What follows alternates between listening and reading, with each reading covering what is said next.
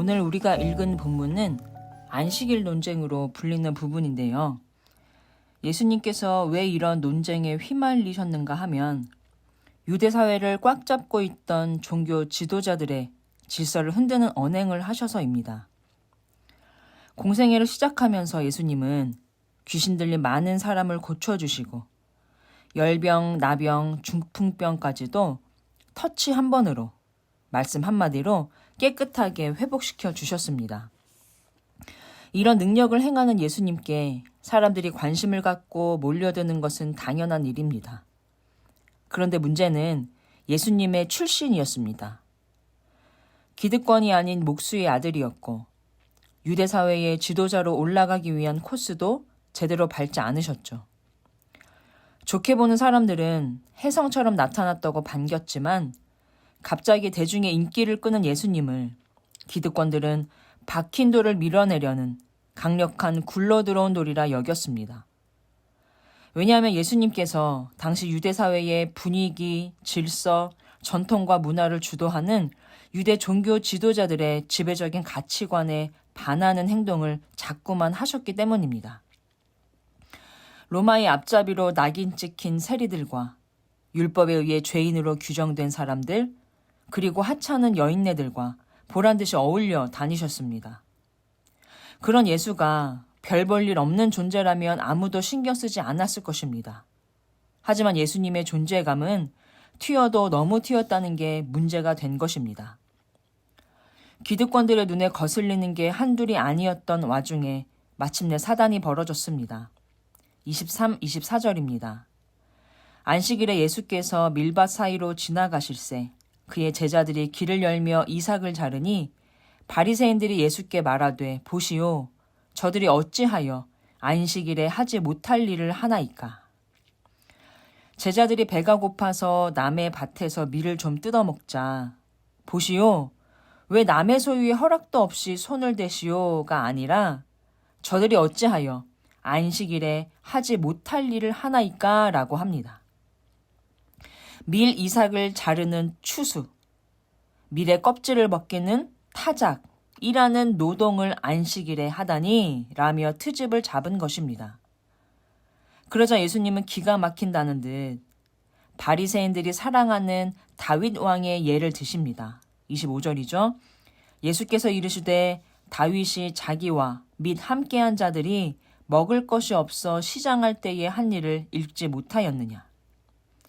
다윗이 엄청 배가 고팠을 때 제사장만 먹을 수 있는 진설병을 집어 먹었다. 심지어 자기와 함께한 사람들과도 나눠 먹는 것을 제사장도 허락했고 하나님도 허락하신 일이었음을 모르는가. 하나님의 법은 배고픈 사람을 먹이기 위해 있는 법이지 먹는 법을 잘 지키나 안 지키나 감시하려고 만드신 게 아니다 라면서 그들이 주시해야 할 것이 무엇인지를 다시 생각해보게 하는 말씀을 하십니다. 27절입니다. 안식일이 사람을 위하여 있는 것이요 사람이 안식일을 위하여 있는 것이 아니니. 예수님은 너무도 당연한 이야기를 오늘도 또 하셔야 했습니다. 하지만 안식일 논쟁은 여기서 그치지 않습니다. 도리어 안식일이 다시 돌아오자 예수님의 일거수일투족을 주시하는 이들이 생겼습니다. 그들이 예수님을 주시하는 이유 3장 2절입니다. 사람들이 예수를 고발하려 하여 안식일에 그 사람을 고치시는가 주시하고 있거늘. 오늘 안식일인데 저 예수가 우리가 정한 룰을 지키는지 어기는지 어디 한번 두고 보자 하며 쌍심지를 켜고 있습니다. 그 속내를 아시는 예수님께서 이렇게 묻습니다. 4절입니다. 안식일에 선을 행하는 것과 악을 행하는 것, 생명을 구하는 것과 죽이는 것 어느 것이 옳으냐. 이것은 시대를 초월하고 종교를 초월하고 어떤 문화권이든 대답은 하나입니다.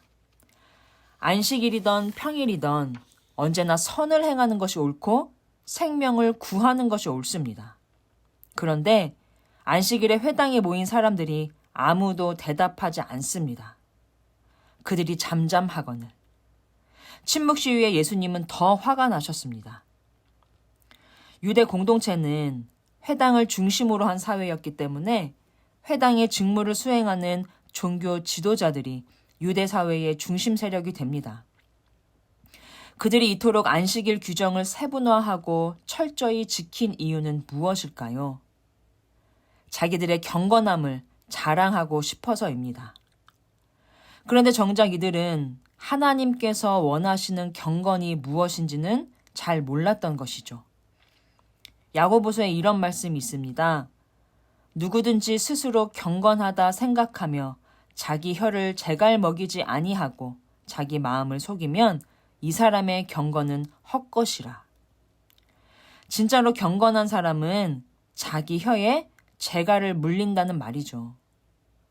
혀를 재갈 먹이는 자가 경건하다는 구절이 들어있는 야고보서 1장을 잘 읽어보면 하나님께서 말씀하시는 경건한 사람이란 성내기를 더디하는 사람이라는 의미가 담겨 있습니다. 그런데 성경에서 만나는 바리새인들은 어떤가요? 늘 성이 나 있죠. 왜 그런가요? 남의 허물을 주시하고 있어서 그렇습니다. 나의 경건함을 사람들이 알아주길 원해서 남의 허물을 주시하는 것입니다. 남의 허물을 봤다 하면 지적을 하고 성을 내며 상대를 깎아내림으로 자기 위상을 높이려는 것이죠.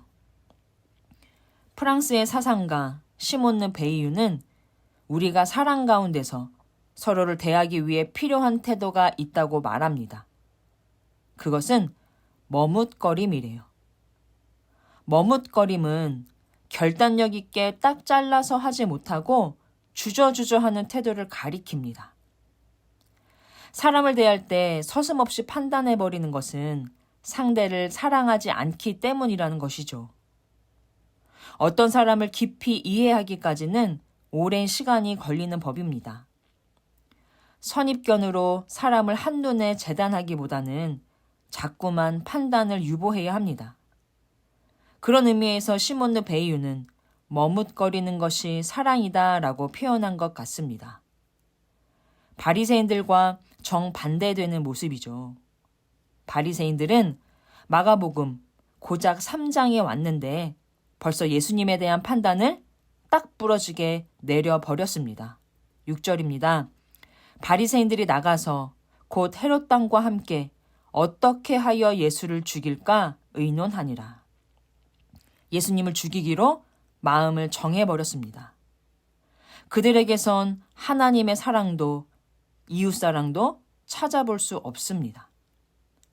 남의 허물을 주시하는 자들의 눈엔 타인의 고통이나 불편함 같은 것은 보이지 않습니다. 오랜 시간 오그라져 있던 손을 굳이 안식일에 낫게 해줘야 할 이유가 있냐는 것이죠. 그거 하루 더 오그라져 있으면 어떻다고. 월요일에 고쳐주면 되지 왜 안식일 규정을 어기냐는 거예요. 그 오그라든 손이 자기 손이면, 자기 자녀의 손이면 그렇게 말했을까요? 경건의 모양만 있고 경건의 능력은 전혀 나타나지 않는 자기 의에 취해 남의 허물만 주시하고 있는 바리새인들의 쓸데가 하나도 없는 경건입니다. 안식일을 기억하여 거룩하게 지킨다는 것은 서로를 감시하며 보내는 것이 아니라 서로에게 자비를 베푸는 것이라고 주님이 말씀하시면서 본을 보여주십니다. 살기 가득한 눈으로 예수님이 안식일 규정을 지키는지 어기는지 주시하고 있는 사람들 앞에서 한쪽 손이 마른 자에게 일어나서 가운데로 나오라 하시고는 그의 마른 손을 뚝딱 고쳐주십니다. 안식일에 주시할 것은 타인의 흠이 아니라 생명이다. 하나님 아버지 앞에서 정결하고 더러움이 없는 경건은 곧 고아와 과부를 그 환난 중에 돌보는 것임을 몸소 보여주셨습니다. 우리도 하나님께서 주신 생명을 풍성하게 누리고 나누는 일에 주시하면 좋겠습니다. 서로를 격려하고 힘을 실어주고 응원해주고 함께 모여 예배하는 기쁨, 말씀을 배우고 나누며 풍성해지는 생명을 경험하는 우리 모든 청파동교회 성도님들 다 되시기를 바랍니다.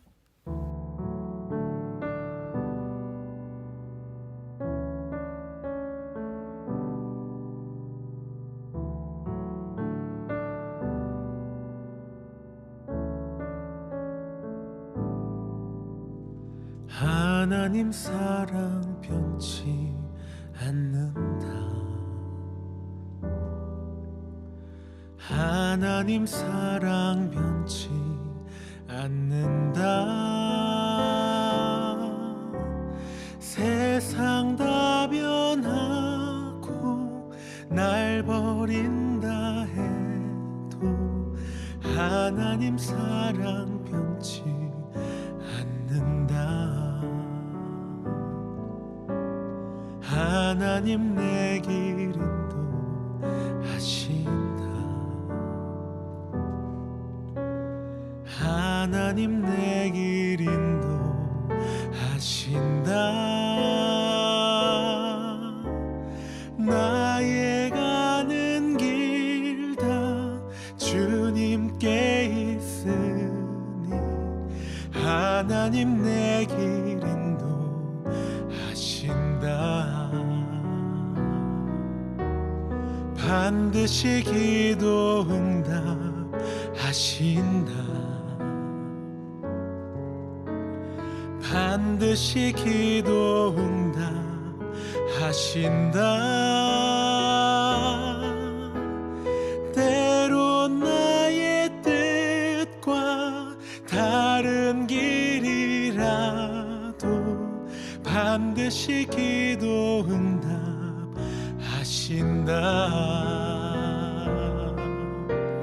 하늘의 것을 구하면 산다. 하늘의 것을 구하면 산다. 세상 헛된 것에 소망 두지 말고 하늘의 것을 구하면 산다. 하늘의 것을 구하면 산다. 하늘의 것을 구하면 산다.